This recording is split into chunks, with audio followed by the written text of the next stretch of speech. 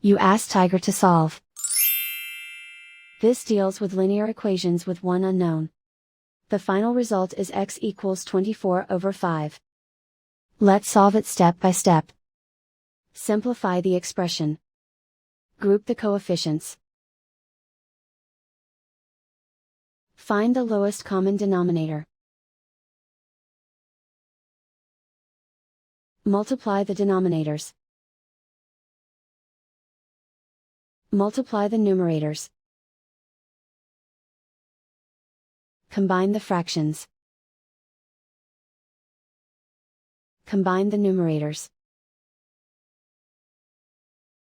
Isolate the x.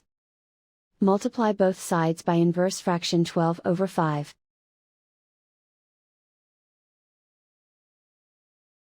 Group like terms. Multiply the coefficients. Simplify the fraction. Multiply the fractions. Simplify the arithmetic. And so the final result is x equals 24/5.